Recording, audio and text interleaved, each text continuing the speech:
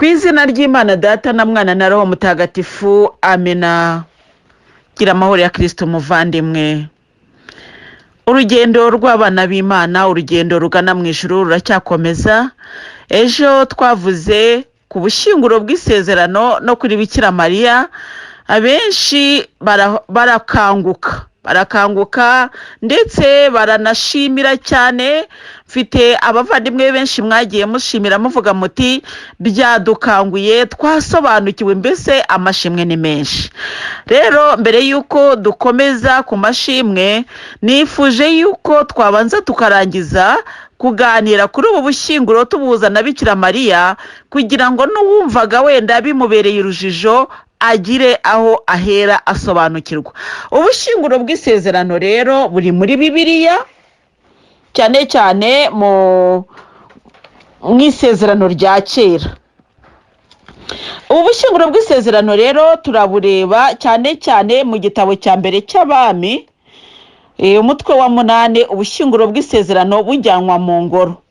No kuvuga ngo bari barasabye ko ubushinguro bw'Isezerano bwabaho. Imana yarabibwiye Musa, ibabwira yuko bagomba kuzabukora, kandi ubushinguro bw'Isezerano burakorwa.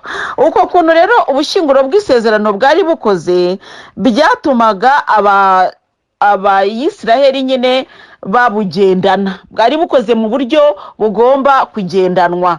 Ubushinguro bw'Isezerano rero ushatse kubusobanukirwa neza, wareba mu gitabo cy'iyimuka Misiri, umutwe wa 37, ukava ku murongo wa 1 ukagera ku wa 5. Aha ngaha niho twasanga, ubwo ndi kwashaka kugira ngo tuhasome Iyimuka Misiri, umutwe wa 37, kuva ku murongo wa 1 kugera ku wa 5, turebe uko ubushinguro bwari bukoze.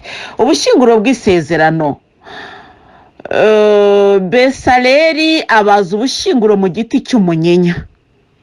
Uburebure bwabwo bwari 2 n'igice, ubugari bwabwo bukaba 1 n'igice, n'ubuhagarike bwabwo bukaba 1 n'igice.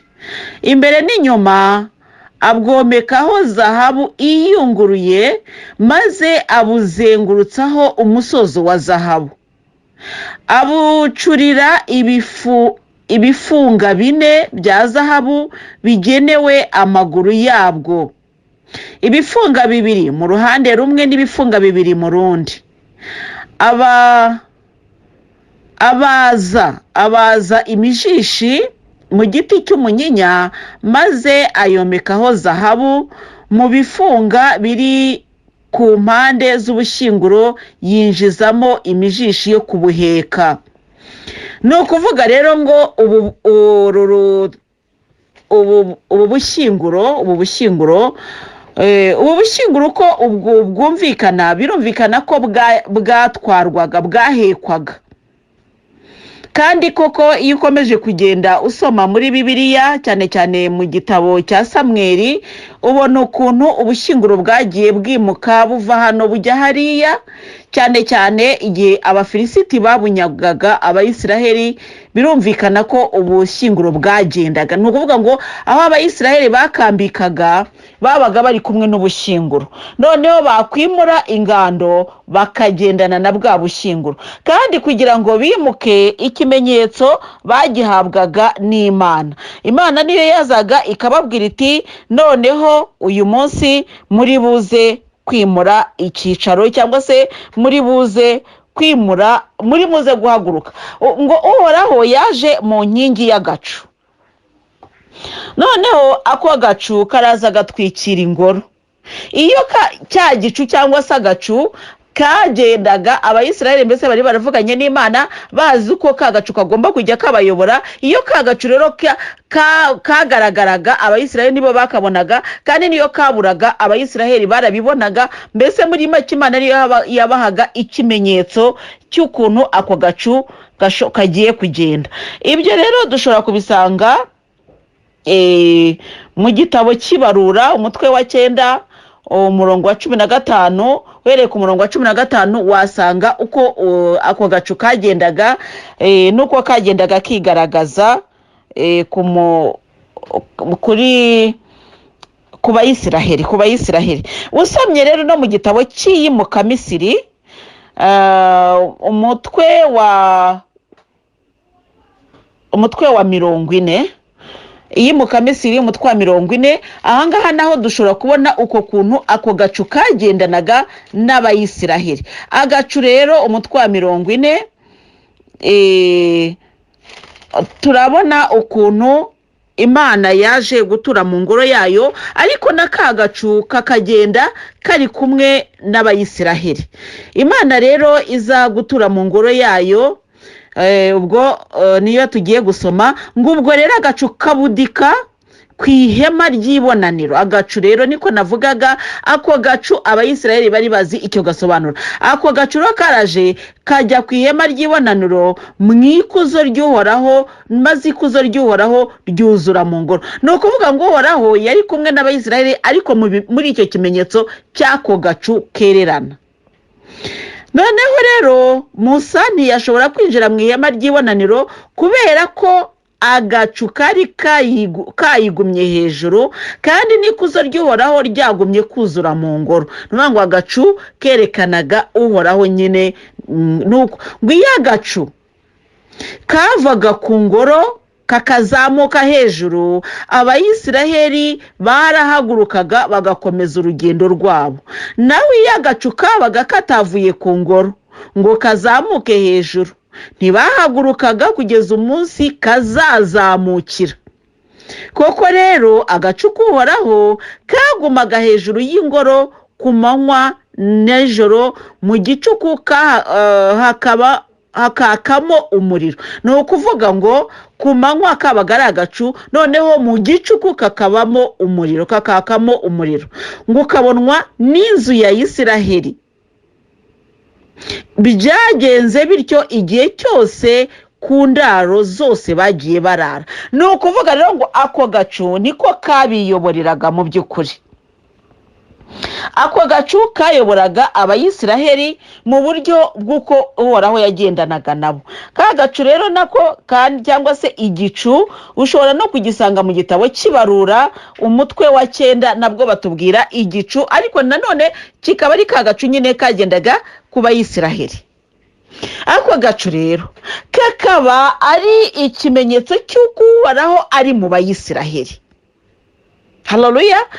Ako gacu ni ukuvuga ngo ni ukwigaragaza kwa Nyagasani muri abo bayisiraheli.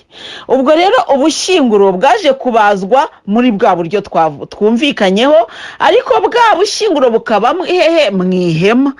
Ni ukuvuga ngo ubushinguro ntabwo bwabaga ku gasozi, ubushinguro bwari bufite ingoro, bwabaga mu ngoro. Ariko iyo abayisiraheli, kuko abayisiraheli bari barimo kugenda, bari bari mu rugendo, bari bafite ubwo bushinguro, hanyuma bagera ahantu aho Uhoraho aberetse muri ka gacu, aho agacu kabambaga, naho ngaho babambaga ihema, akaba ari naho ngaho bashyira ubwo bushinguro. Bene Levi, Abalevi akaba ari bo bari bashinzwe guheka ubushinguro,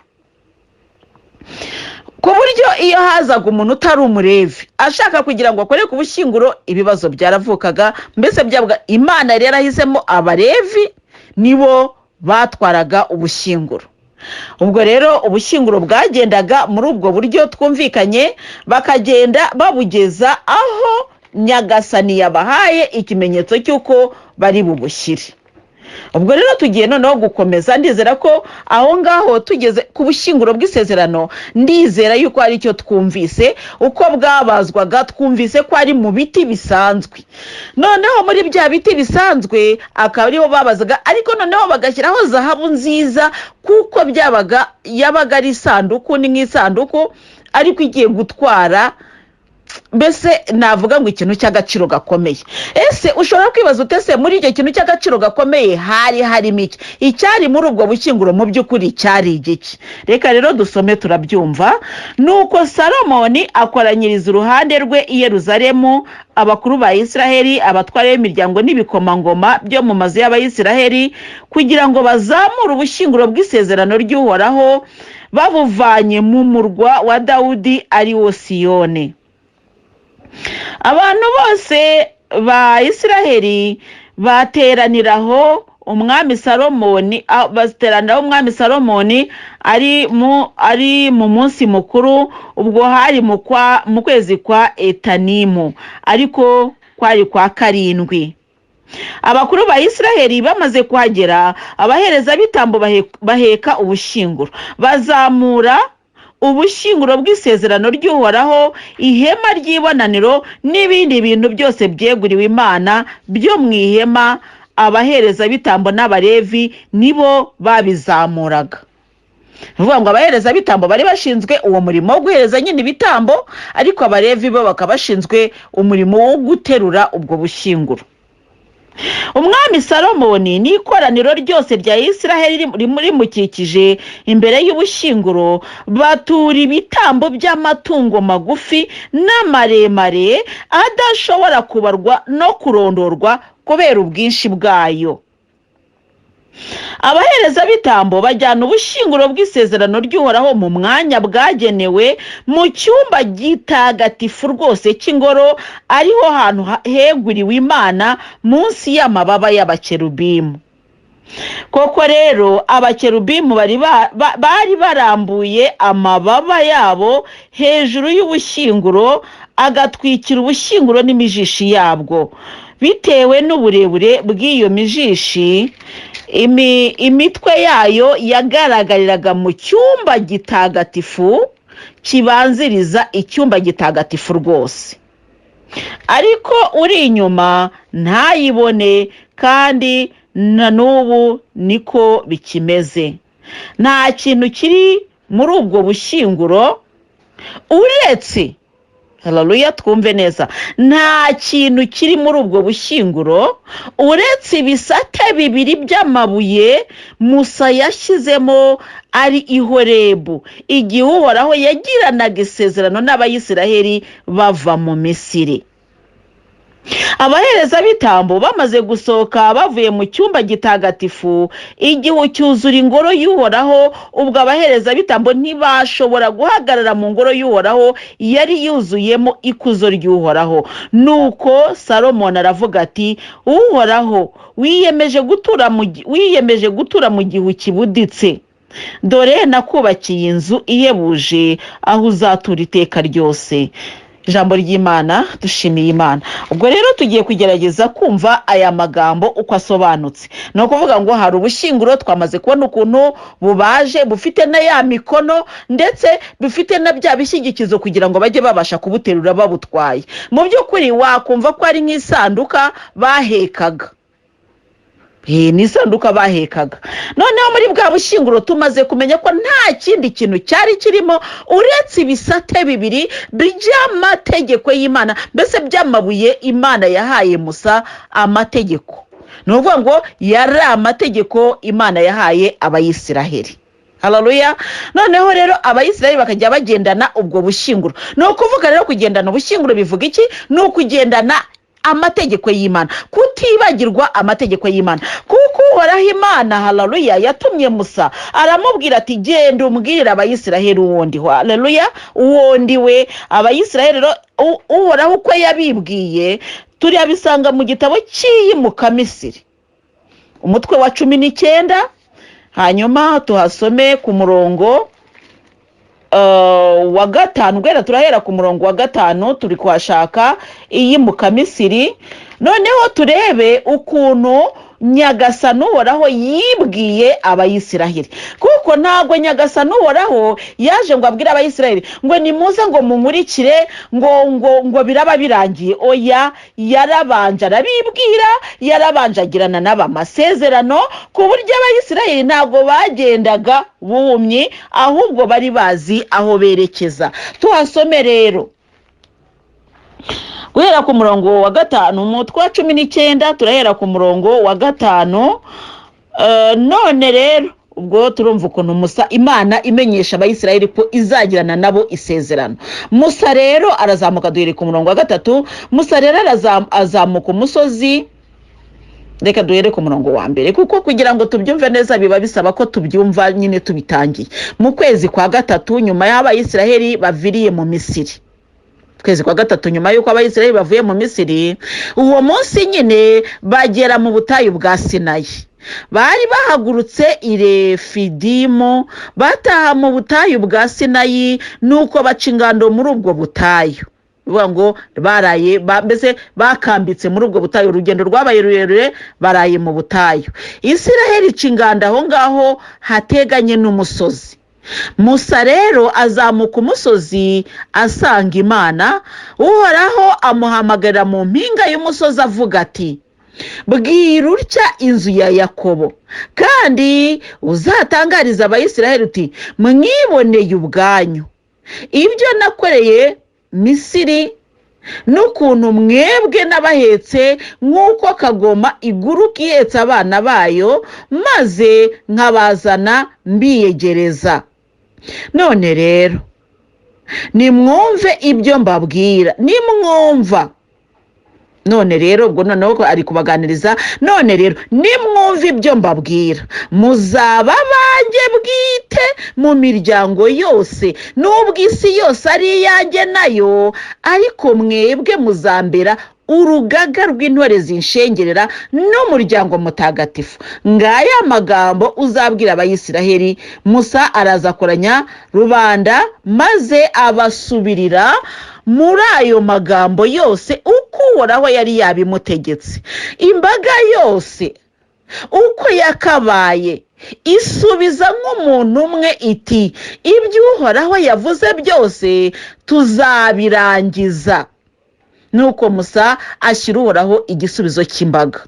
Uhoraho abwira Musa ati, dore ngiye kugusanga ndi mu gicu kibuditse, kugira ngo imbaga ishobore kumva uko nzaba mvugana nawe, kandi nawe ubwawe bashobore kukwizera ubudatezuka. Nuko Musa amenyesha Uhoraho igisubizo cy'imbaga. Haleluya, ijambo ry'Imana, dushimiye Imana. No kuvuga iki rero, hari Imana Uhoraho nyine, hakaba imbaga, hakaba na Musa.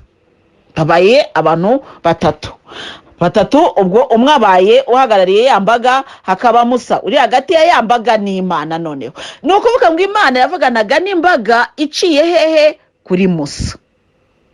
Haleluya.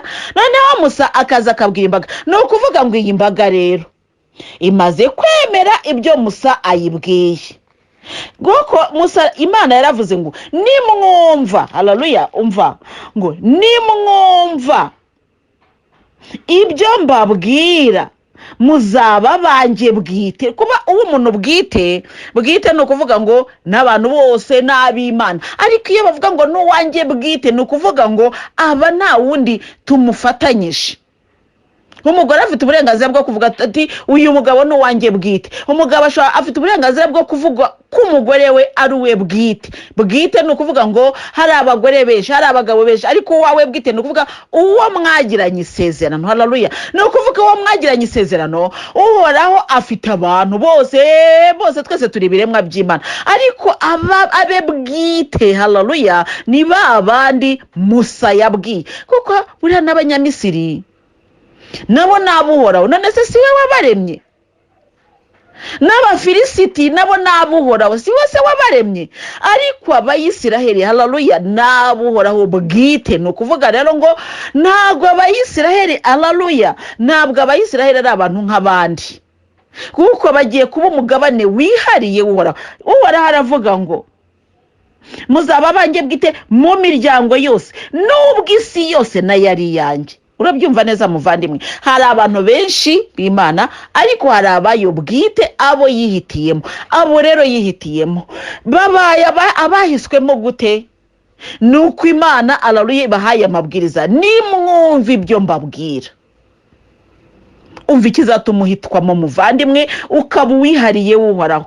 Ngo nimwumve ibyo mbabwira muzaba banjye bwite. Nimwumva ni ukuvuga ngo Uhoraho aravuga ngo nzababwira, nimbabwira rero mukabyumva muzaba banjye bwite. Haleluya. Nimbabwira mukabyumva muzaba mubaye abanjye bwite. Dore isano dufitanye n'Imana rero muvandimwe ugana mu ijuru, nuko tuzaba tutari mu mubare w'abandi bose, ahubwo twebwe tukaba turi mube bwite. Haleluya. Babandi abwira kandi bakumva. Nuko Abayisiraheli baravuga bati,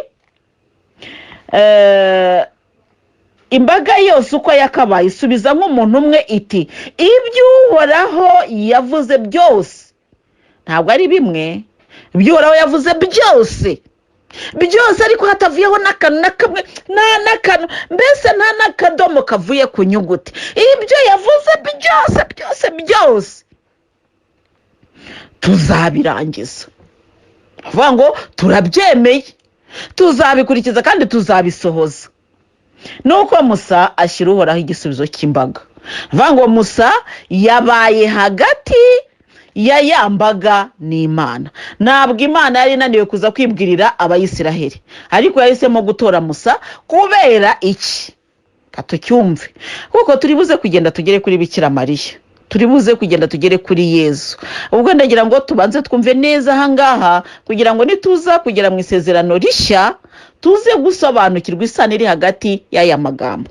Dore rero uko ibintu bimeze. Uhoraho yarebaga ubujiji bw'Abayisiraheli, akareba ubwana bwabo, akavuga ati rero aba bantu ngewe bambonye byakomera, ahubwo reka ngewe wowe reka ngutagatifuze Musa, noneho wowe nzajya nkubwira kuko nzaba nagukoresheje, ni nko kumukoresha training. Ati nzagutraininga hanyuma nuragiza wowe uzajya kumbwira Abayisiraheli, abana banje. Buriya rero bavandimwe tugana mu ijuru, naho twavuga yuko hagati yacu n'Imana hari umuvugizi, ntabwo twaba tubeshye.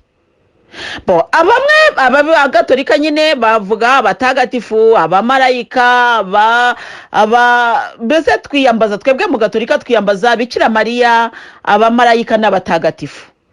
Hanyuma mu yandi matorero atari muri ubwo buryo yo akemera umwuka wera cyangwa Roho Mutagatifu. Uko biri rero, hari umuvugizi hagati y'Imana na muntu. Haleluya.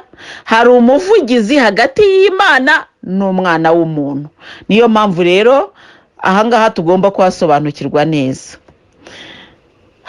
Habayeho communication direct, no kuvuga ngo kuvugana n'Imana n'umuntu mbese nta wundi muntu uri hagati. Ibyo rero nibyo byabaye hagati y'Imana na Adamu na Eva. Mu by'ukuri Imana yarazaga ikabaganiriza, ikababwira iti rero bana banjye se mumeze mute? Bati tumeze neza, Uhoraho rwose turishimye, turi muri paradiso. Ati maze rero mutegeke isi kandi ibi byose ndabibahaye. Baraganiraga, Adamu na Eva baganiraga n'Imana. Ubwo rero icyaha cyaje gutuma ya communication directe, no kuvuga ngo ya communication ivuye mu kanwa k'Imana directement igana ku muntu bihagarara. Byaracitse, birakupa kubera iki? Bikupwa n'icyaha cyabaye hagati ya Adamu na Eva, noneho gica ubucuti bwabo n'Imana. Kuva icyo gihe rero Imana ntabwo yatereranye umuryango wayo, kuko yakoze Imana ntabwo ijya mbese ntabwo igirekura ngo ivuge ngo ndabiretse. Oya, yaravuze ati iki kiremwa nakiremye nabitekereje kandi ngomba kukihanganira. None rero ngiye gushaka uburyo nzajya nkorana nabo ntagombereye kuza kurebana nabo. Haleluya. Nuko Imana rero nibwo yatangiye kujya itora nyine abo twita abahanuzi, y'intumwa. Burya aba bantu ni abantu bakomeye cyane. Niyo utangira kuvuga ngo yangwa n'umuntu nk'abandi, ntabwo ari byo. Iyo umuntu ari umuhanuzi cyangwa ari intumwa y'Imana batari umuntu nk'abandi. Reka dukomeze ibi, n'ibyo abahanuzi tuzabigeraho cyangwa twabigezeho, ariko ndashaka kugira ngo tubisubiremo kugira ngo tubashe kubyumva neza. Haleluya.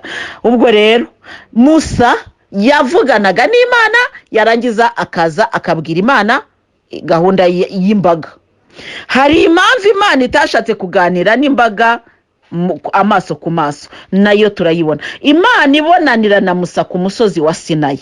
Uhoraho rero abwira Musa ati genda usange rubanda maze ubatunganye none n'ejo, bamese imyambaro yabo, bazabe biteguye ku munsi wa gatatu. Kuko ku munsi wa gatatu nyine ari bwo Uhoraho azamanukira ku musozi wa Sinayi, imbaga yose ibyirebera.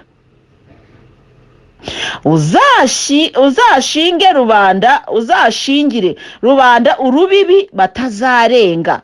Ubabwira uti mwirinde kuzamuka ku musozi no kwegera uru rubibi. Umuntu wese uzakandagira ku musozi azicwa. ntihazagire umukoraho, ahubwo bazamwicishe amabuye cyangwa bamurase imyambi, ryaba itungo cyangwa umuntu ntibikabeho. Ihembe nirivuga, abantu bamwe bazazamuke ku musozi, nuko Musa amanuka, bazazamuke ku musozi, ubwo ni amabwiriza. Nuko Musa noneho amanuka umusozi asanga imbaga, atunganya imbaga, bamesa n'imyambaro yabo. Kumesa imyambaro rero ni ukwitunganya, mu by'ukuri ni ukwiyeza. Ko ntushobora kubona Imana usa nabi, ntabwo byakunda. Niyo mpamvu ijya mbwira abavandimwe bagana mu ijuru, mwitunganyije kuko ntabwo ushobora kubona Imana usa nabi, ntabwo byakunda. Haleluya. Kugira ngo ubone Imana ugomba kubanza kumesa imyambaro, ukayimeza kandi kera. Umva Musa ukuntu yabwiwe, genda ubwire rubanda ngo genda usange rubanda maze ubatunganye, none n'ejo bamese imyambaro yabo. Musa arabatunganya gute? Ni ukubabwira. Haleluya. Nguko uko gutunganya Musa mu gutunganya imbaga yarababwiye, arababwira ati Uhoraho aravuze ngo, nuko ababyumvise gutungana kwabanje mu ijambo. Haleluya. Nawe rero muvandimwe, uyu munsi uri kumvira ijambo, gutungana kwawe kuri mahanga, kandi niwumva ikiri ijambo rikubwira, uzabona Imana.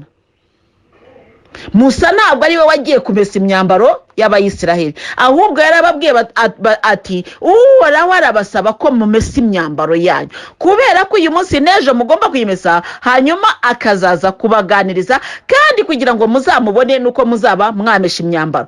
Buriya rero umuntu utaramesha imyambaro yarenze rwa rubibi, ya mabwiriza yarenze, kuko atumvise icyo Imana yavuze. Nuvuga ngo gutega amatwi ijambo. Haleluya. Nicyo kintu cya mbere kigomba kuturanga abavandimwe, gutega amatwi ijambo ry'Imana. Niko gutungana, niko gukira kwacu. Umukiro wacu uri hehe? Mu ijambo ry'Imana. Nuko rero dukomeze.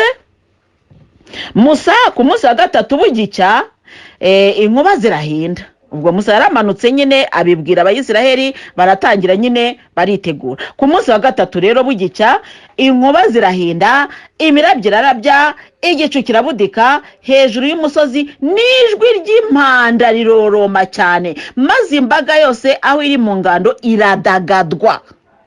Kudagadwa ni iki? Ni uguhinda umushyitsi, ni ukugira ubwoba, iratetema, iratitira, bagize ubwoba kandi barategujwe. Iminsi ibiri bari babizi, bamesha imyambaro yabo, ariko Uhoraho aziye muri wa mworomo, baradagadwa, bagira ubwoba. Musa asohora imbaga mu ngando ngo basanganire Imana, maze bahagarara munsi y'umusozi. Umusozi wa Sinayi wose wacucumukaga umwotsi, kuko Uhoraho yari yawumanukiyeho mu muriro. Umwotsi wawo wacucumukaga nk'uwitanura, n'umusozi wose ukanyeganyega bikomeye. Imyoromo y'impanda igenda irushaho gusakabaka. Musa yaravugaga, maze Uhoraho akamusubirisha imyoromo y'inkuba. Bavandimwe tugana mu ijuru, kandi haleluya, uyu ni Uhoraho Imana yacu. Nimurebe koko, buriya birashoboka cyane ko uyu munsi bavuga ngo ngewe ngo ndi inshuti ya Yesu.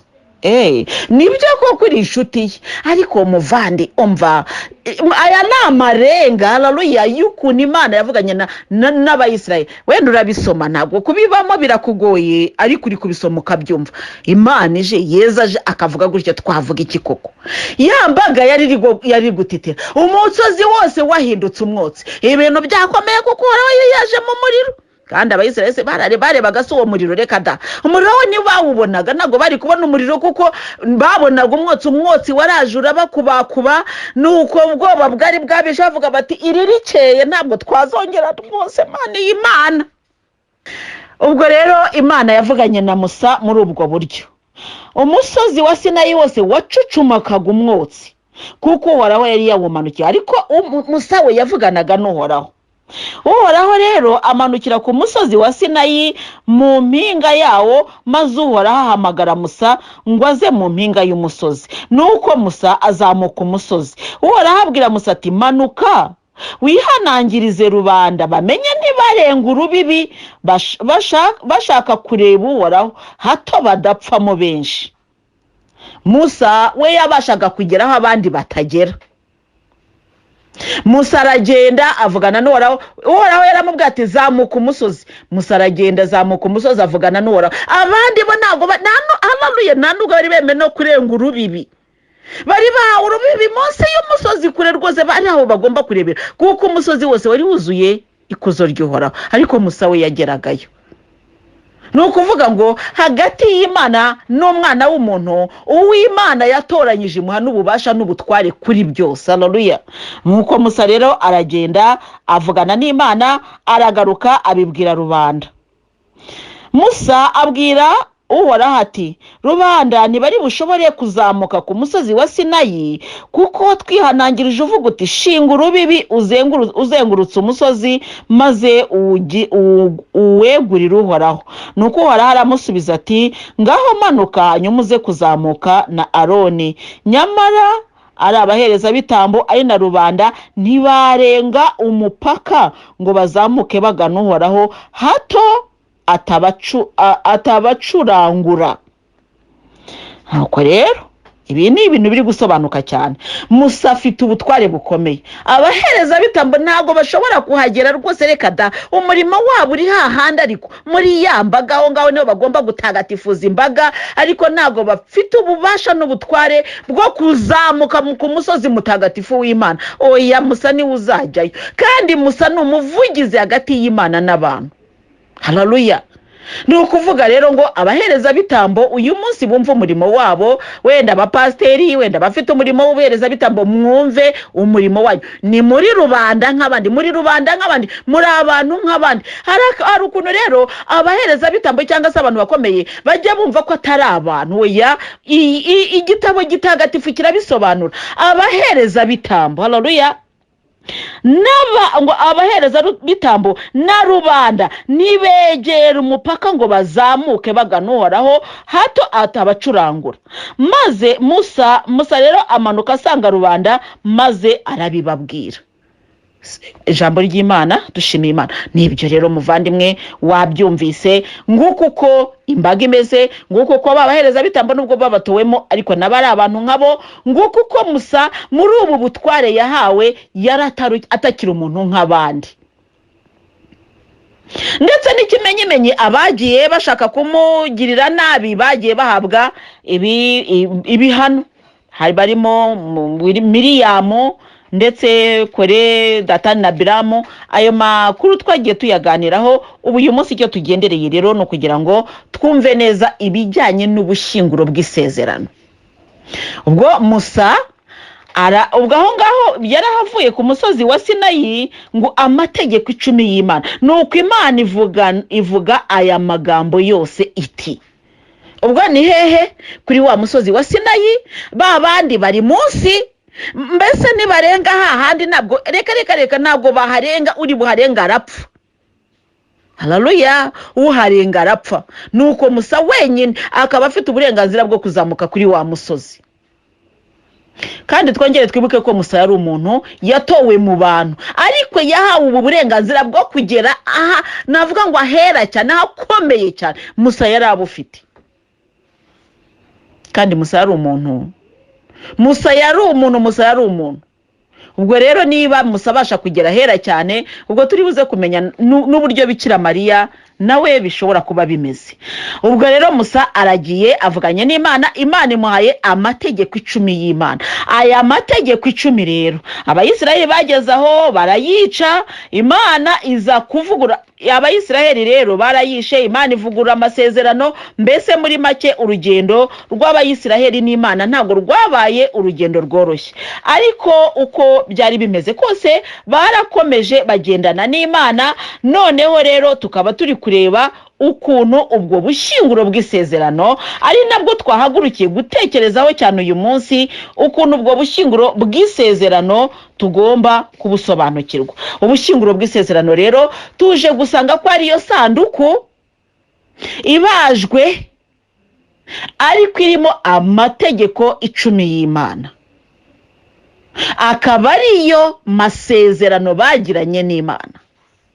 kuko bemeye ko bazumvira Imana mu byiza babwira byose, kandi bamaze kuyumvira kubyemera, Imana nayo yaraje irabiyereka mu buryo tumaze gusoma. Nuko abayisiraheli baradagadwa, yego bagira ubwoba, ariko bateze amatwi, barabyiyumvira, bumva iby'Imana yavuze.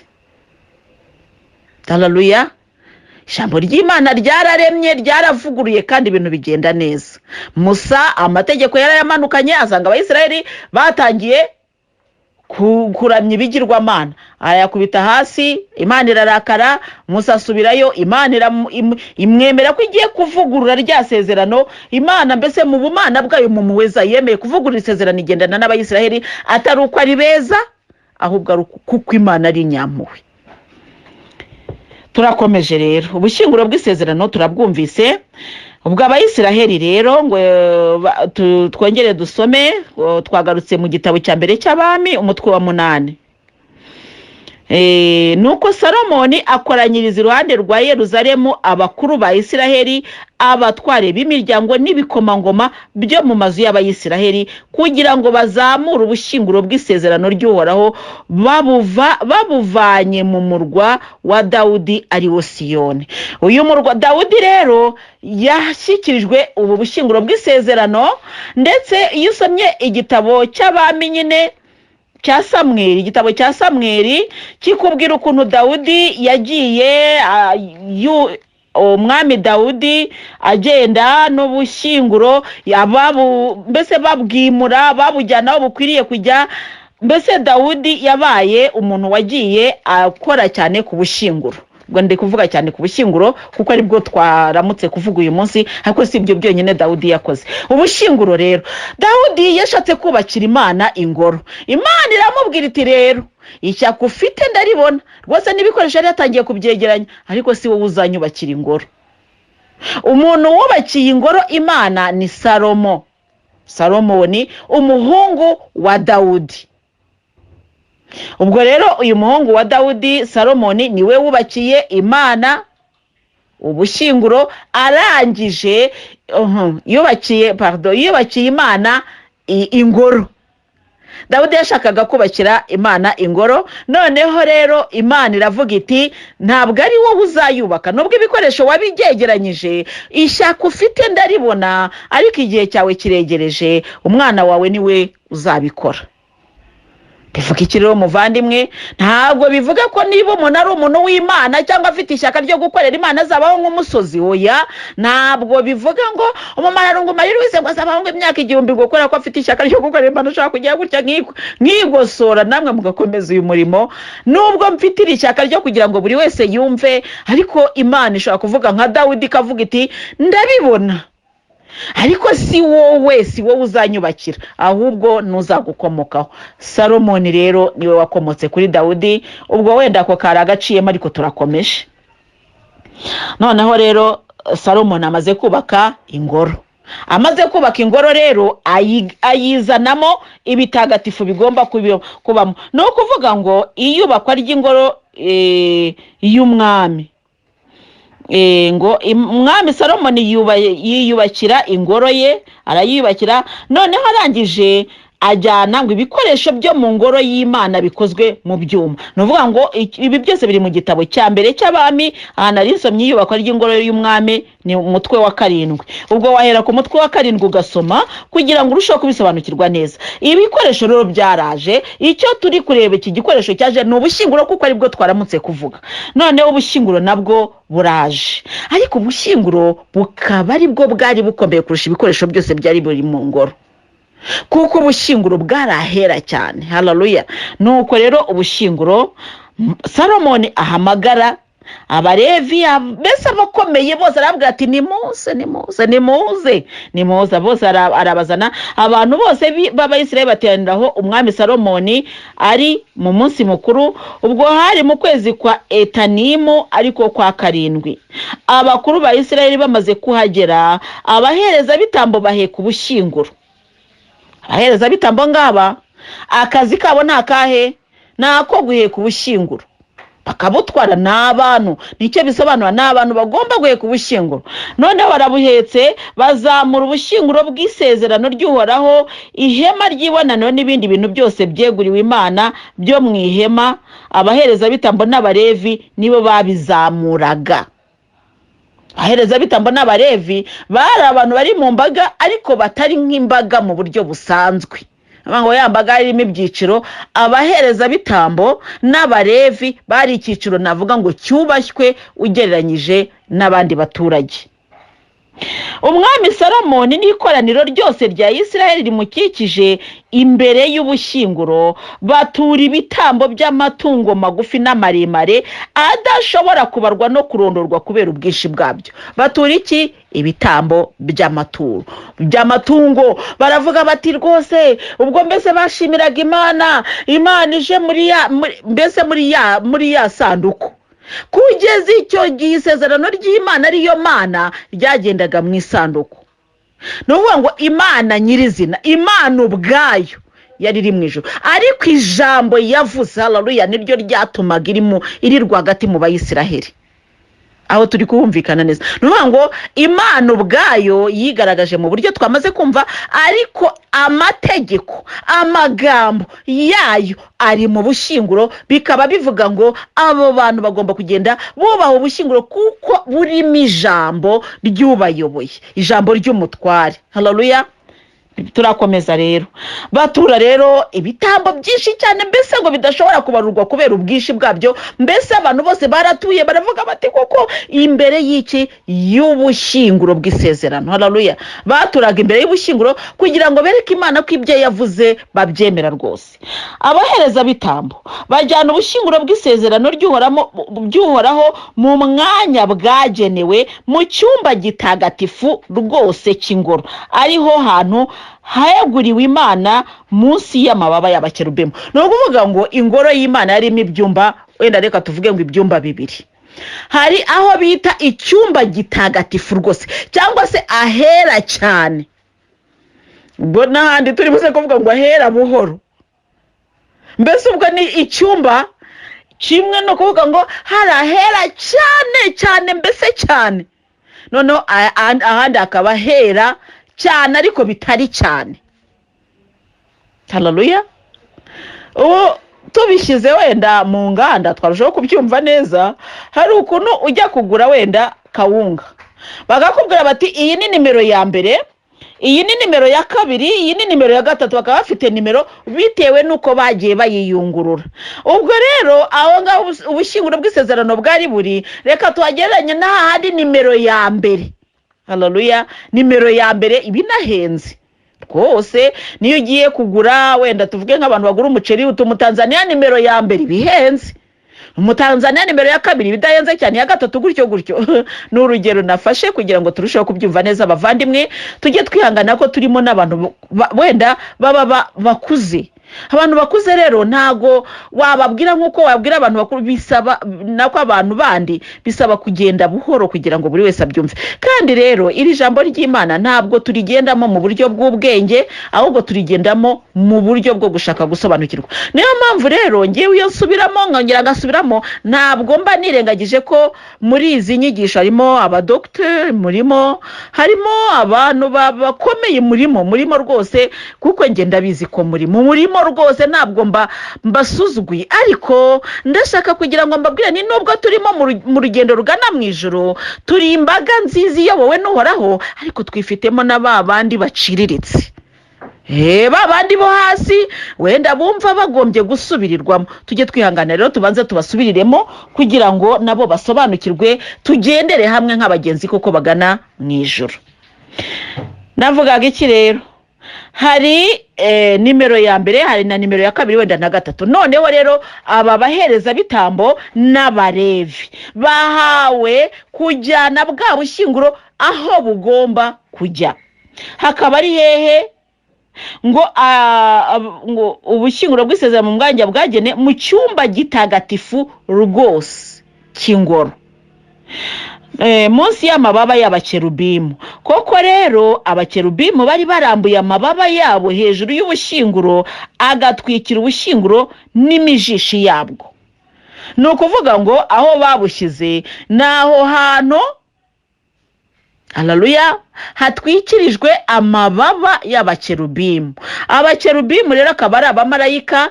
Hano tugiye kureba uko ubushinguro bwabajwe, turaza gusanga mu by'ukuri bategura ingoro y'Uhoraho nk'uko yari yayisabye. Ntago bashyizemo ubushinguro gusa, Uhoraho niwe wabwiye abagomba gukora uko bazayikora. Iyi ngoro Uhoraho yatanze forume yayo, atanga ibizaba birimo byose, haleluya. Burya nujya winjira muri Eglise Katolike ugasanga harimo abamarayika, ugasanga harimo imisaraba, ibi bintu byose biri mu byanditswe bitagatifu.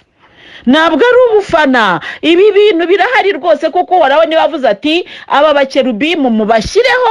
Mu by'ukuri ushatse kubimenya wabibona kuko birimo muri Bibiliya. Noneho rero abakerubimu Uhoraho niwe yavuze ati mubabaze, muzabaze abakerubimu mubashyira hano, hanyuma muzabigenze gutya. Amabwiriza barayafite, bari gukurikira iki? Amabwiriza y'Uhoraho. Bajyanye rero bwa bushinguro munsi y'amababa y'abakerubimu. Nuvuga ngo abakerubimu bari barinze ubushinguro mu buryo bw'uko bari bafatanyije, amababa yabo yari abaye nk'atwikiriye bwa bushinguro. Noneho rero ngo koko rero abakerubimu bari barambuye amababa yabo hejuru y'ubushinguro, agatwikira ubushinguro n'imijishi yabwo.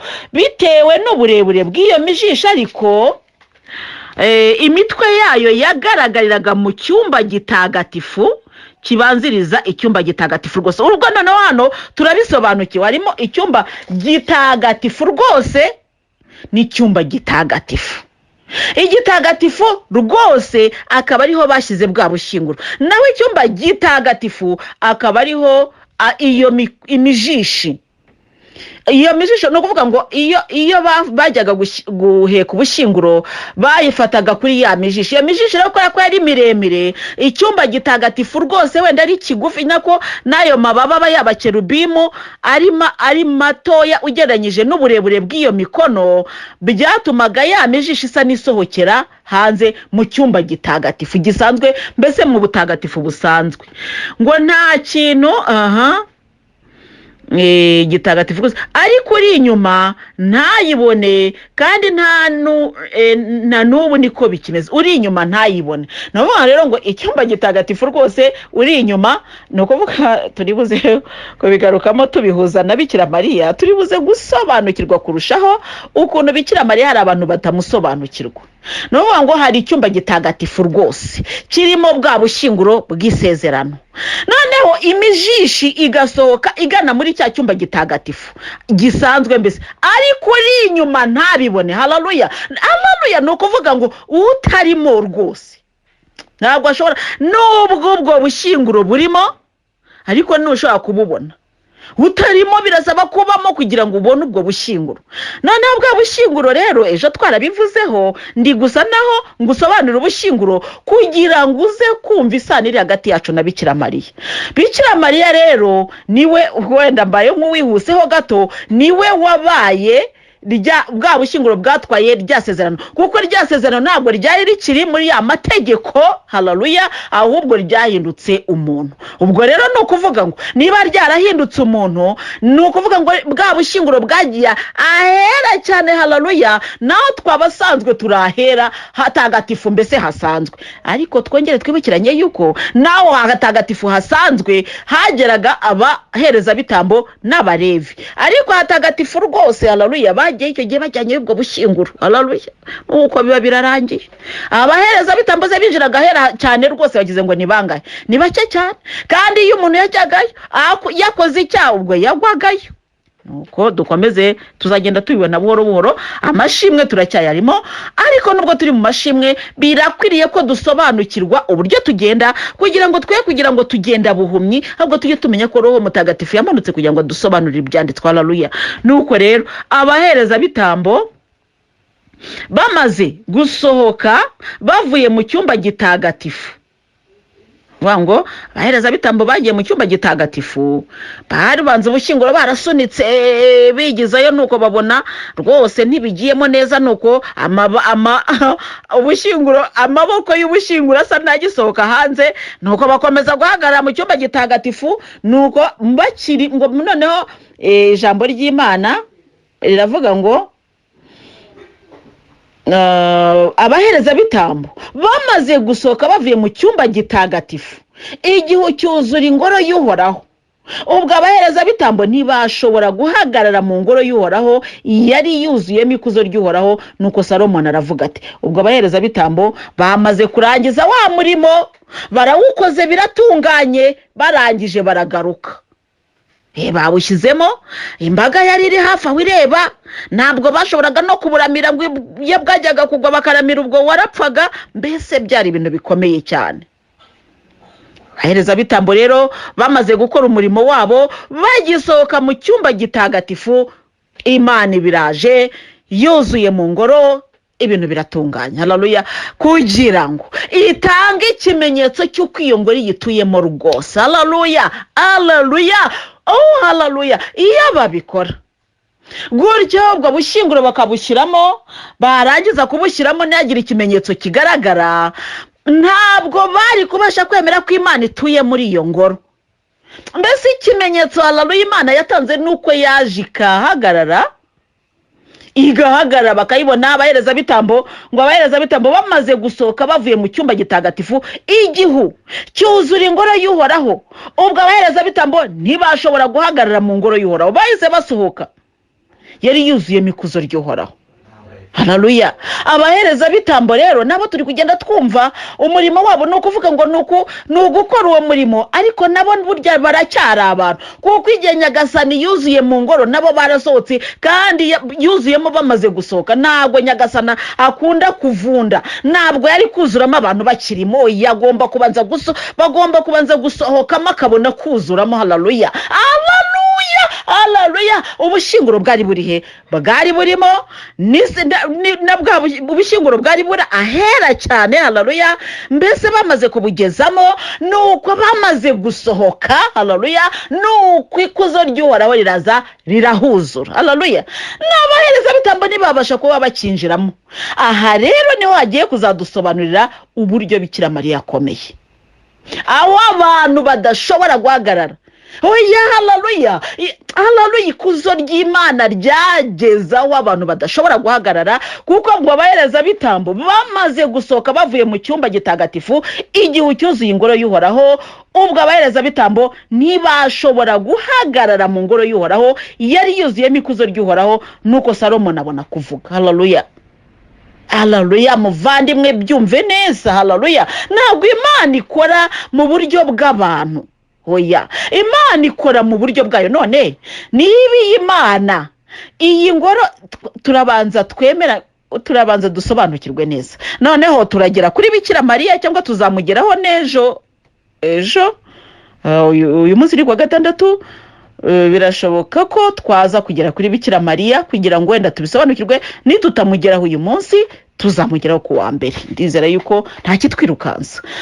gusa ku cyumweru dufite amasomo liturujia nyine iba yaduteguriye, ayo niyo tuzaganiraho. hanyuma rero ku wa mbere tukazakomeza n'ubu bushinguro bw'isezerano, tubuhuza na Bikira Mariya, kugira ngo tuze kugera kuri ya rozari yaduhaye ya mashimwe turimo uyu munsi. haleluya. turi kugenda twumva buhoro, ntabwo twiruka, turagenda gakeya. noneho rero aha igisobanuro kirimo, aricyo nashatse kuguha muvandimwe, nuko Imana itavunda. ntabwo burya Imana ikora nk'abantu, ntabwo Imana ikora nk'abantu. Imana irareka abantu bamara kugenda bigiyeyo barangije umurimo wabo, Imana ikabona gusesekara. haleluya. kandi iyo babikora gutyo bakagenda bagashyiramo bwa bushinguro, nuko Imana ntigaragare, abantu bari kuvuga batese ubu turabwirwa n'iki ko Imana yahageze. ariko Imana yo mu ijuru kuko ari nziza, kandi ikaba idahemuka ku isezerano yageze, kandi ikaba yarabivuze bikuye ku mutima. haleluya. yaraje yerekana yuko, haleluya, Imana yerekanye yuko iri kumwe nabo. haleluya. muvandimwe ugana mu ijuru rero, ibi ni ibintu abantu bakwiriye gusobanukirwaho cyane. ubwo ubushinguro bw'isezerano bwamaze kugera mu mwanya wabwo, ikuzo ry'uhoraho ryuzuye mu ngoro yayo. uhoraho rero nako Salomoni aravuga ati uhoraho wiyemeje gutura mu gihu kibuditse, dore nakubakiye inzu ihebuje aho uzatura iteka ryose. Haleluya. Uhoraho yabanje gutura mu gihu gibuditse akajya agenda ari igihu, ariko noneho Salomoni amwubakiye ingoro.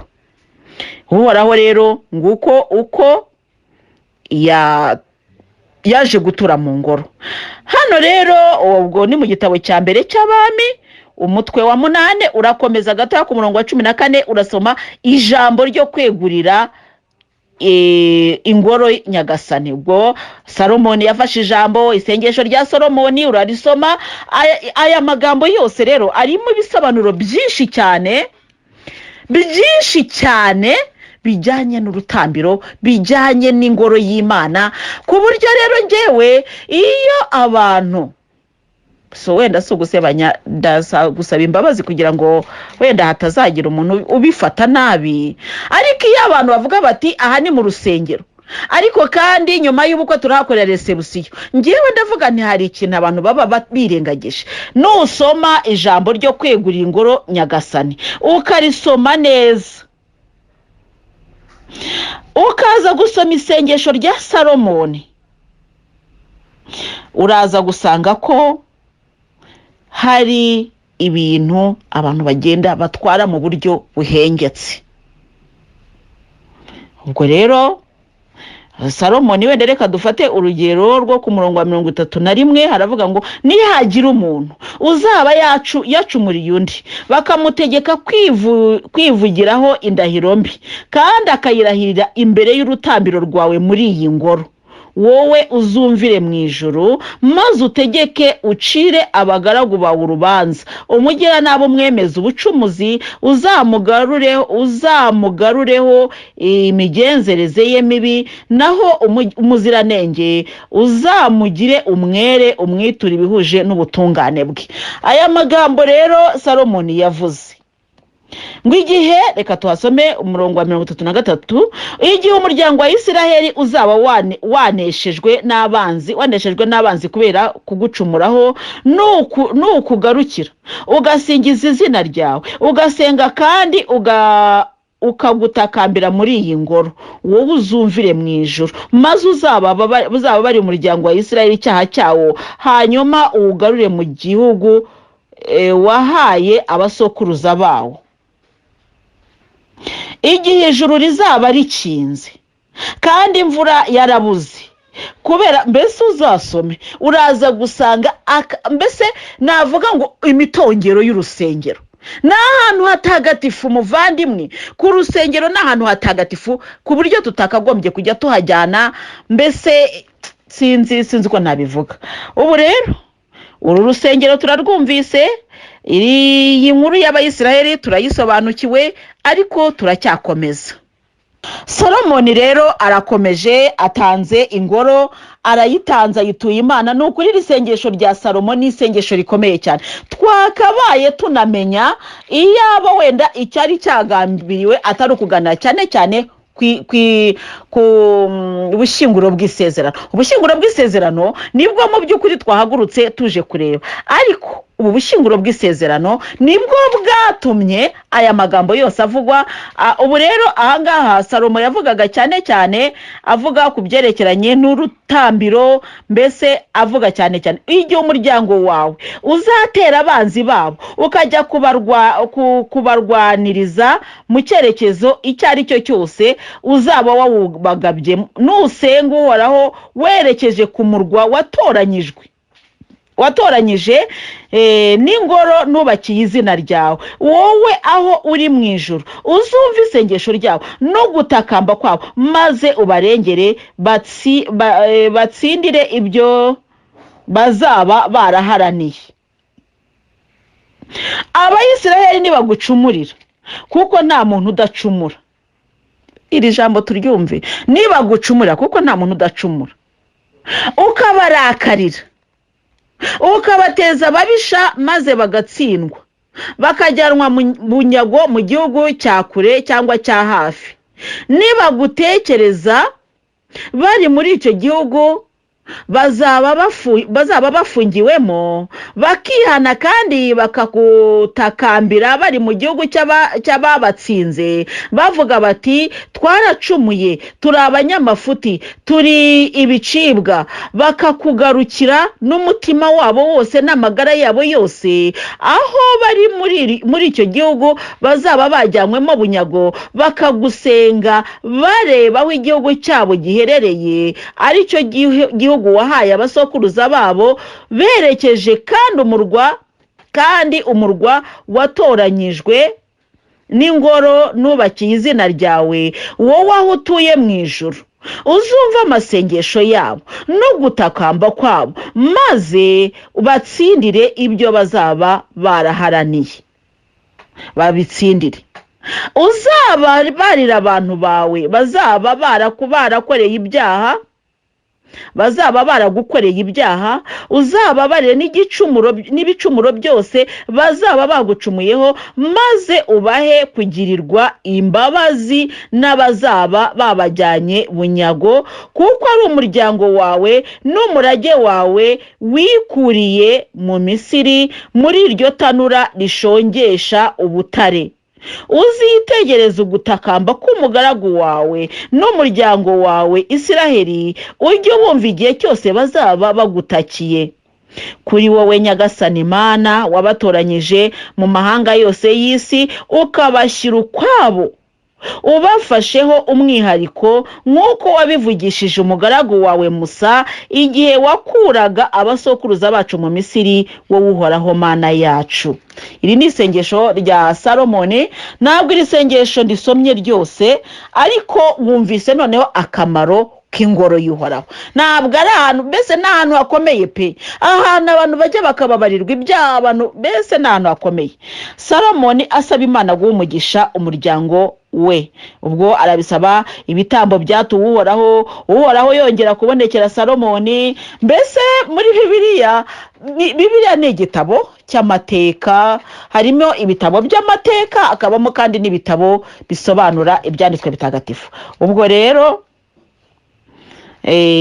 ubwo turakomeza nyine ubukungu bwa Salomoni, ukuntu abantu bagiye bumva. Mbese ubwo rero abantu bamaze kumenya rero amakuru ya Salomo n'ukuntu yubatse ingoro n'ukuntu Imana yaje gutura mu ngoro maze abantu bazana amaturo menshi cyane. Bivuga iki rero? Bivuga ngo naho tutatura Uhoraho, twebwe twakomeje ko twatsimbaraye kuri bwa bukungu bwacu wenda buciriritse, ariko hari amaturo azajyaza. Reka twumve amaturo y'umwamikazi w'Isaba asura Salomoni. Umwamikazi w'Isaba wari wumvise ubwamamare bwa Salomoni akesha izina ry'Uhoraho, azanwa no kumwinjisha ibibazo by'urusobekerane. azi Yeruzalemu ashagawe n'imbaga nyamwinshi n'ingamiya zihetse imibavu na zahabu nyinshi cyane n'amabuye y'agaciro gakomeye. ageze kwa Salomoni amubwira ibyo yari afite ku mutima byose. Salomoni asubiza ibibazo bye byose, ntihagira ikibazo na kimwe kimubera urujijo ku buryo yakiburira igisubizo. Ubwo rero ahangaha niba Salomoni yarabashe gusubiza uyu mwamikazi, umwamikazi akava nta kibazo na kimwe afite, ni gute Roho Mutagatifu yananirwa gusobanurira abe ngo basobanukirwe ibintu byose? Ubwo se niba Salomoni yarabishoboye, Roho Mutagatifu yarabinaniwe? Dore rero igituma turi gutsindwa ku rugamba, ntago dushaka kumva ibyanditswe, kandi impamvu tudashaka kumva ibyanditswe twiziritse ku byo twibwira. Ntago dushaka ko Roho Mutagatifu adusobanurira, ahubwo twebwe twiziritse ku byo twebwe ubwacu twibwira. Ubushinguro twabwumvise rero bw'Isezerano. Ubu bushinguro bw'Isezerano rero nabwo bwaragiye bujya mu Bafilisiti. Bugezeyo rero Abafilisiti babunyaze Abayisiraheli, barabarwanyije barabatsinda. Noneho babatsinze, Abafilisiti batwara bwa bushinguro bw'Isezerano. Ubushinguro bw'Isezerano bugezeyo rero mu Bafilisiti bukora ibitangaza. Haleluya! Kubera iki? Kubera Imana yo mu ijuru. Haleluya! Kubera Imana yo mu ijuru yakomeje kujya igendana n'Abayisiraheli. Ubwo rero izo ni inkuru zose zigenda zivuga ku bushinguro bw'Isezerano. Ubu bushinguro bw'Isezerano rero turabwumvise. tumaze gusobanukirwa iby'ubu bushyinguro bw'isezerano turagaruka kuri Bikira Mariya. Noneho ni tumurangizaho uyu munsi, ubwo turaba turangije, ariko nibitarangira n'uyu munsi naho kuwa mbere ubushyinguro bw'isezerano twagiye tutangiye no kubuhuza na Yezu na Bikira Mariya, kuko Imana yavuguruye isezerano ryayo, iba yemera haleluya kuduha isezerano rishya. Ubu iri turi kuvuga ni isezerano twita isezerano rya kera. Hari isezerano rishya ritangirira ku ivuka rya Yezu. Oya ntabwo ritangira ku ivuka rya Yezu, ahubwo ritangira ko kumenyeshwa, Mariya amenyeshwa ko marayika amenyesha Mariya ko agiye kubyara umwana w'Imana. Ubwo isezerano rishya ryatangiye ubwo. Mbere y'uko iryo sezerano riza rero, abahanuzi bari babihanuye, baravuga mbese birahanuye, birimo Izayi, Yeremiya, bagiye bavuga ku mwari uzasama inda. Kubera iki? Imana yari igiye kuvugurura isezerano, yabonaga ko abantu bitwaye nabi, none Imana yavuga iti ngiye kuvugurura isezerano. Imana rero tubanze tubyumve, kwemera kuvugurura isezerano nuko Imana ari inyampuhwe. Iyo ishaka ari kuvuga iti sindi vugurura, ubwo banze kubyumva, kandi kandi imbaga ngo yashubije Musa ngo mwijwi rimwe ngo nk'umuntu umwe, ngo turabyemeye ibyo waravuze byose, ariko barangije ryajwi rimwe rihindutse guhemukira Uhoraho. Uhoraho rero amaze kumva ko barimo guhemuka cyane, icyo yakoze ni iki? Uhoraho yaragiye arabitekereza, aravuga ati ngewe iyi mbaga ngiye kuyirimbura. Musa ati wibakora, ati niba koko mfite ubutoni mu maso yawe, haleluya, ati niba mfite koko ubutoni mu maso yawe mwami wanje, wambabariye ukabari abantu ukabakiza koko, kuko ubishe ngewe ntacyo naba nkoze. Haleluya, koko mwami wanje, niba mfite ubutoni mu maso yawe, haleluya, ukaba uvuga uti koko ndi uwawe, Mana mbabarira, untabare, kandi umenyeshe icyo ngomba kubwira Abayisiraheli. Ayo magambo rero dushobora kuyasanga mu gitabo cy'Intangiriro, mu gitabo cy'Iyimukamisiri, umutwe wa 33, umurongo wa 13, duhere ku murongo wa 13 twakumva amagambo Musa yavuganye n'Imana ari kwinginga kugira ngo Imana itarimbura Abayisiraheli. Nayo magambo rero Musa yakoresheje, Imana yibuka koko amasezerano yagiriye Musa, iravuga iti sinkibarimbuye, ntiyaba iki turimbuye. Imana ikomeza kugenda yihangana kugeza ubwo ivuze iti ndabona bigeza ubwo mbona ko bitagishoboka, hasigaye noneho navuga ngo igeragezwa rya nyuma. Iri geragezwa rya nyuma tukaba turisobanukirwa mu byanditswe bitagatifu, aho Yezu yavugaga ku banyamizabibu b'abahotozi. Imana yohereje abakozi bayo ba mbere, Imana yakoze umurima w'umuzabibu, ishyiramo abakozi. Bwa mbere yohereza abagaragu bayo,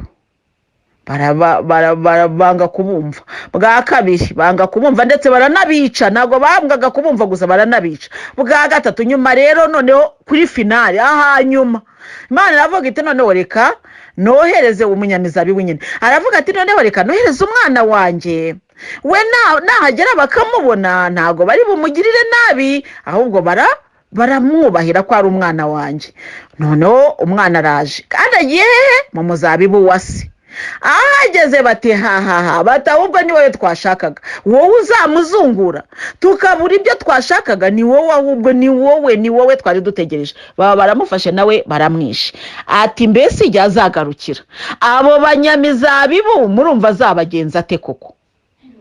mu by'ukuri ntabwo twakwirwa twibaza ngo wenda hari ngo azabababarira. Oya, ni ibintu koko nawe byumve muvandimwe. Imana koko umunyamizabibu yahinze imizabibu ye, umurima nuwe, kandi turabizi ibibazo biri mu bihugu hirya no hino by'ubutaka, murabizi bavandimwe.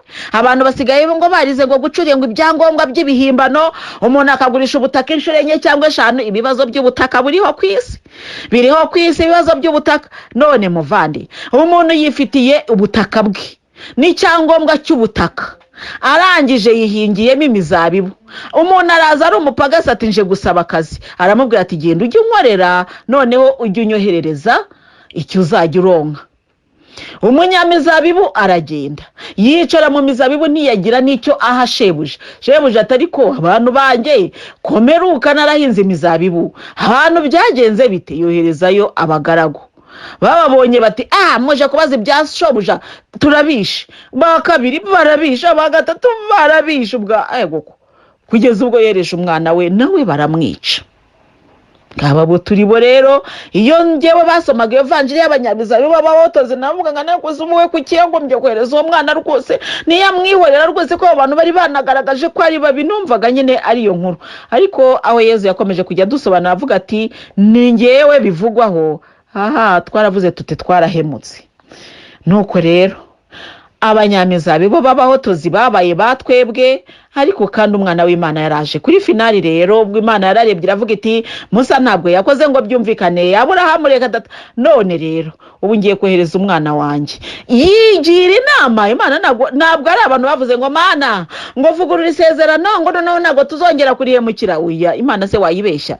None se nibari baramaze kwemera ngo tuzabikurikiza bari kumwe na Musa, barabikurikije se? Nibwakeye Musa yagaruka agasanga baguye, yajya kugenda agasanga baguye, kugeza ubwo Nyagasani Imana abatuma avuga ati abantu b'ijosi rishingaraye. Iyo mvugo Nyagasani Imana akayikoresha avuga ati bantu b'ijosi rishingaraye. Muvandimwe ugana mu ijuru we, uhora we ari kwita abantu ijosi ako bafite ijosi rishingaraye, abantu babashize ibisoni, mu by'ukuri bitwara neza? Oya, iri josi rishingaraye rero ririmo kutubwira ngo ntabwo aba bantu bari beza, kubera yuko uko Imana irimo kubivuga, urabona ko Imana yarakariye aba bantu bafite imyifatire imeze gutya. Ubwo rero muvandimwe ugana mu ijuru, niba wajyaga utekereza yuko uri umugenzi ugana mu ijuru neza, nawe ndagira ngo nguhe ikibazo umunsi. Wenda uze gufata akanya ugitekerezeho, kuko ntabwo tuzajya tubwirwa gusa, tuguye no kujya dufata akanya tukitekerezaho. Ese ko Uhoraho yagutabaye bwa mbere akagutabara na bwa kabiri, ubwa gatatu uhagaze ute? Rahira ko waratagutabara, hazi ikindi kigeragezo ugatangira kuvuga ngo none se ngo birabyara bikoze narabibonye ngo ibi byo nazabishobora. Ukaba nka baba Isiraheli bamaze kubona ko Imana bakuye mu gihugu cy'ubucakara, babuvuyemo, babonye iby'Imana ikoreye abanyamisiri, barabyiboneye, ariko barangije bagatangira kunanirirwa mu butayu, bagatangira kujya bavuga amagambo adakwiriye. Siba batwebwe wowe muvande ko Imana yagukoreye byinshi, bya bindi wibuka n'ibyo utibuka, ibyo uzi n'ibyo utazi, ariko ngende kukubwira no kubyuzi. Ubu wabaye indahemuka koko uhereye ku by'Imana yagukoreye. Rahira ko Imana itamera ko Imana ijya yirebera hirya, ikemera yuko hari n'ikindi kigeragezo cyiza. Ubwo kabura tirimutse ngo none se Imana ngo yanyejeje ya ndwara, ngo rega ndwara yo yabonewe umuti, ngo ariko se koko ngo ubuso koko ari abantu koko. Mutekereze koko bavandimwe tugana mu ijuru, hari abantu bafite indwara nyinshi cyane, izo ndwara za hepatite, za hypertension, za sida, ariko bakumva ngo coronavirus yaje, bakaba batangiye ngo rwose ngo ubuse. Bavandimwe tugana mu ijuru, ngewe ndagira ngo nongere dusubiremo gakeya ku mabwiriza aranga abagenzi bagana mu ijuru. Mu mabwiriza aranga abagenzi bagana mu ijuru, icyambere gikomeye na cy'Abayisiraheli bahuragaho n'Imana no kumva ijambo ryayo kandi bakarikurikiza. Iryo jambo Imana yavugishije Musa ku musozi wa Sinayi, Abayisiraheli babyumva bakaryemera, niryo ryabayemo ya masezerano kuko baravuze bamaze kuvuga Musa aragenda abwira Uhoraho ati bavuze gutya, Uhoraho ati subirayo wongere ubabwire noneho bitegure nzabavugane nabo noneho babyiyumvira. Haleluya.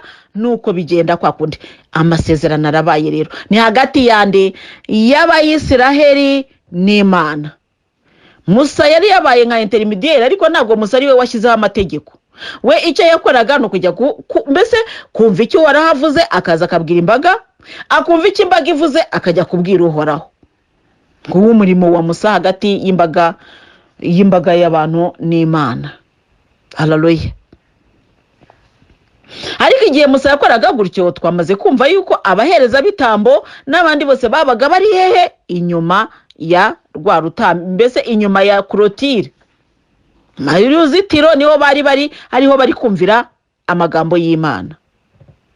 Nuko rero Musa amagambo ye arayazanye, imbaga irumvise, barakunze, biragenze neza, ubushinguro bw'isezerano bukajya bugendamo ayo mategeko y'Imana babibutsa.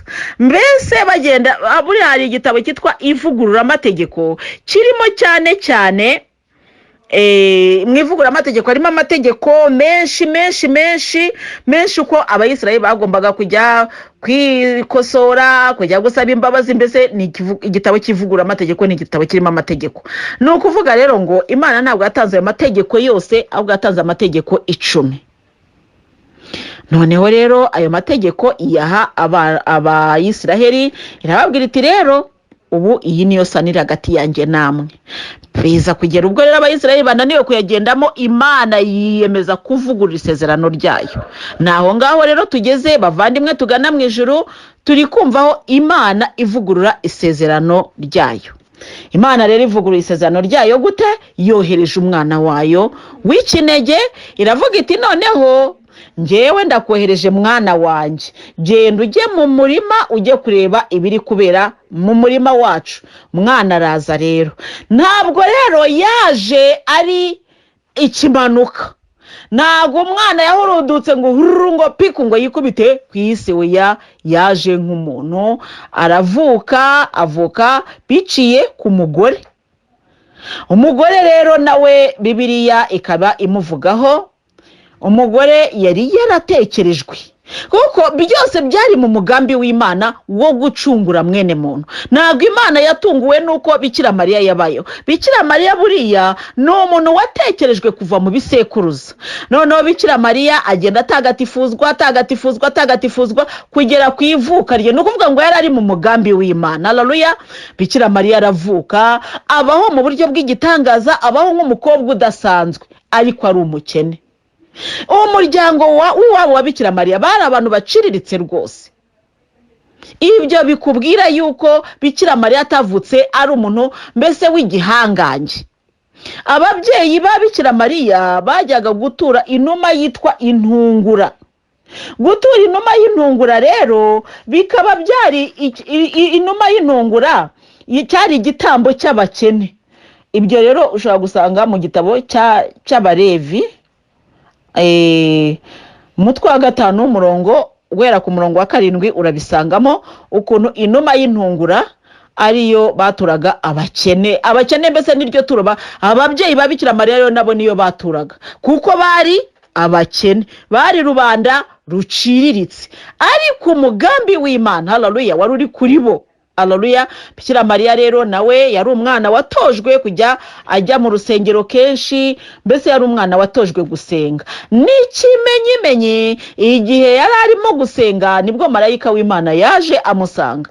Nuko rero amusanga aho yarari, none waramubwira ati ndakuramutsa mutoni w'Imana. Urumva ntago marayika yaje gutonesha Mariya, oya, ahubwo yaje kumubwira ko ari umutoni w'Imana kuva kera. Noneho ngo Bikira Mariya yumvise iyo ndamukanyo ngo arikanga, yibaza icyo iyo ndamutso ishatse kuvuga. Haleluya. Tushobora kubisoma, uretse ko nzi ko dusanzwe tunabizi, ni mu ivanjiri yanditswe na Luka. Luka niwe uvuga cyane ku byerekeranye na Bikira Mariya,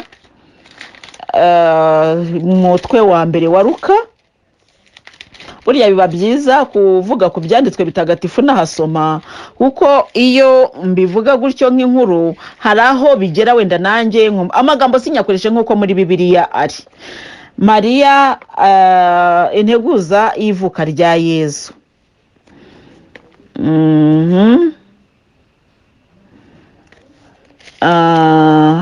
Hahise yego integuza y'ivuka rya Yezu. Hahise amezi 6 marayika Gaburiyeli atumwa n'Imana mu mujyi wo muri Galileya witwa Nazareti ku mukobwa w'isugi wari warasabwe n'umusore witwa Yosefu wo mu muryango wa Dawudi. Uwo mukobwa yitwaga Mariya. Marayikazi wabo aramubwira ati, ndakuramutsa mutoni w'Imana. Ntabwo marayika yaje iwabo kumutonesha cyangwa kumutagatifuza, ahubwo Mariya yari asanzwe ari umutoni w'Imana. Haleluya. Ndakuramutsa mutoni w'Imana. Noneho Nyagasani ari kumwe nawe. N'amagambo akomeye. Ndakuramutsa mutoni w'Imana. Nyagasani ari kumwe nawe. Mu minsi ishize narakubwiye, Yezu yarambwiye ngo umwana nteruye, mbese nje nkazi wawe ngaterura kana, wakumva bimeze gute? Ndavuga ni ako kana kaba gahirwa. Yezu arambwira ati, uwo nteruye wese abahirwa. Haleluya, haleluya. Iyo akubonye mu bana akaguterura muvandimwe uri umuhire. None rero ntabwo Yezu ateruye Mariya, ahubwo Mariya niwe ugiye guterura Yezu. Niba twemera ko Yezu akomeye, tukaba wowe ntabwo washobora guterura Yezu. Ndahamya ko utabishobora muvandimwe, naho wabishegera ntiwabishobora. Ariko Mariya yarabishoboye. Haleluya. Mariya yarabishoboye. Ku buryo mu bisingizo bya Bikira Mariya tujya tuvuga ngo kitabashwa cyahetse mwene data. Yezu bwe ni ikitabashwa. Noneho ikitabashwa cyahetse kitabashwa, ni ukuvuga ngo mbese tugiye mu bumuntu turi buze kubona ari ukuntu tujya tubona nk'imodoka ukuntu bazitransporta. Hari ukuntu imodoka wenda ibivuye mu mahanga, noneho yagera aho igomba kugenda bakohereza indi modoka yo guheka ya modoka. Nuvuga ngo umuntu ntashobora guterura imodoka, imodoka ntishobora guterura imodoka, ariko hari imodoka iterura imodoka. Ni ukuvuga rero ngo icyo gihe tugiye aho ngaho duhagaze tukiri muri gahunda y'ivuka rya Yezu, turasanga Bikira Mariya yabaye cya kimodoka kinini cyatwaye iyo modoka nini. Haleluya. Ntabwo ari akamodoka rero katwaye igare, kuko imodoka burya igare rigenda mu modoka, ariko imodoka ntigenda mu modoka isanzwe. Nuvuga ngo habaho imodoka nini itwara imodoka, mbese naho ya yindi yaba ari nini, ariko iyo yitwara ibigomba kubiyirusha ubunini. Ahangaha rero kugira ngo tumve neza, turi kureba kuri Bikira Mariya. Ngewe ntabwo nshobora guterura Yezu, nawe ntiwabishobora muvandimwe, ariko Bikira Mariya yaramuteruye. Kandi ntiyamuteruye mu ntoki gusa, yamuteruye mu nda ye. Aramutwara, aramuheka, nuko arangije aramwonsa, umwana arakura. None se ubwo wasobanura ko Yezu yaba yarakuze atonse? Ntabwo bishoboka, keretse tuvuze ko atari umuntu. Ariko kubera ko twemera ko yavutse ari umuntu, atagize icyo yitandukanyijeho natwe keretse icyaha, nuvuga ngo Yezu yaronse rwose nk'abandi bana. Haronka, akaryama, gasinzira, gakanguka, mama we akamwuhagira. Yezu yabayo nk'abandi bana. Birumvikana umwana w'Imana yari afite uburyo budasanzwe yabagaho, mu buryo bumwe na bumwe yagiraga gutya akigaragariza mama we, akamwereka uwo ari we, ariko mu bundi buryo akaba ari umwana nk'abandi bana usanzwe rwose. Yezu rero yabaye umwana nk'abandi. Turi kureba rero ku watwaye Yezu kugira ngo akure agere kuri wa mugabo ugiye gukora ari bya bitangaza, ni Mariya rero. Noneho rero turaza kureba ya role ya Musa hagati y'abantu n'Imana. Musa yagendaga kubwira Imana icyo imbaga ivuze, imbaga ikabwirwa na Musa icyo Imana ivuze. Kubera iki rero? Kubera ko irangaje y'Imana yari igoye ku mbaga, kandi Imana yararebaga ikavuga iti mbagezeho ubu ngubu ukuntu nteye ubwoba mbagezeho bose bapfa batitira nubwo ngubwo bari ngo inyuma y'uruzitiro ariko ntibyabuzaga ko ngo bari kudagadwa batitira. Imana iravuga iti rero ntabwo nabageraho nje nk'Imana, reka nce ku muntu. Haleluya, haleluya. Ntabwo namanutse nk'Imana bapfa bashira, reka nce ku muntu, ica mu muntu. Rero bivuga ngo wa muntu ari we wenda tureka tuvuge Musa, cyagiye ko ibya Musa byo urabyumva, iyo bigiye kuri Bikira Mariya biba bihindutse ubufana, ariko ibya Musa byo birasobanuka. Bijya bindi rero, haleluya. Imana yatoye Musa yari umuntu. Musa we yakoze n'ibyaha rwose, ariko Bikira Mariya nta cyaha. Ntago bajya batubwira ngo nuko ngo Bikira Mariya ngo igihe kimwe ngo yagiye kuvoma ari umwana muto ngo atongana n'abandi bana ararwana, ntaho bajya babitubwira.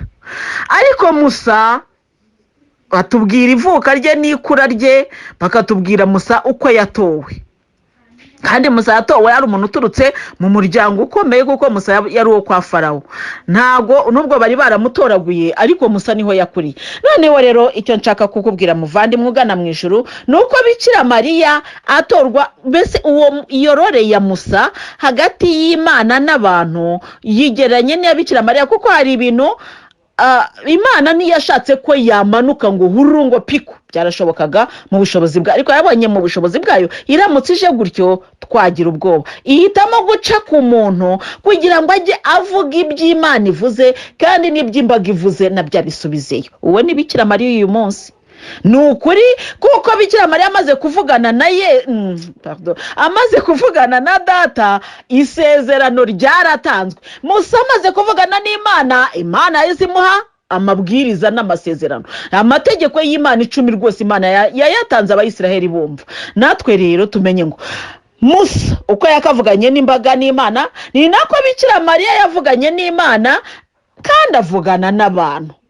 Niyo rero tuvuga ngo mubyeyi w'Imana n'uwacu urajya udusabira ku Mana, urajya uduhakirwa. Niyo rore twebwe tubona, wenda reka wewe kuvuga ngo Bikira Mariya kugira ngo wenda bitakugora kubyumva. Niyo rore ya Musa hagati y'imbaga n'Imana. Iyo niyo rore Bikira Mariya rero akora, kubera yuko ari we wazanye ya mategeko, ya mabwiriza. Musa niwe wayavanye ku Mana yashyikiriza abantu, noneho ya mabwiriza yavuye ku Mana akagera ku bantu. Ayo niyo yagiye agenda mu Bushinguro bw'Isezerano. Ibyo nabyo twabyumvise. Noneho rero muri bwa Bushinguro bw'Isezerano tuze gusanga ko byaje guhinduka, ko amategeko yari atakiri yayandi, ahubwo haje Yezu waje yaratubwiye ngo sinazanywe no gukuraho amategeko, ubwo naje kubereka uko mugomba kuyagendamo. Yezu rero ntabwo yaje kumenagura ibyamabuye ya Musa, ahubwo yaje kutubwira ati bimeze gutya. Arangije adushyiraho n'andi mabwiriza, ariko byose bigamije kudufasha kurushaho kubona Imana. Muvandimwe ugana mu ijuru rero, ndizera yuko aha tugeze turimo gusobanukirwa, hanyuma tuzakomeza dusubukura kugira ngo turusheho gusobanukirwa neza role ya Bikira Mariya hagati y'Imana n'abantu. Imana iguhe umugisha rero muvandimwe, ku izina ry'Imana Data na Mwana na Roho Mutagatifu. Amena.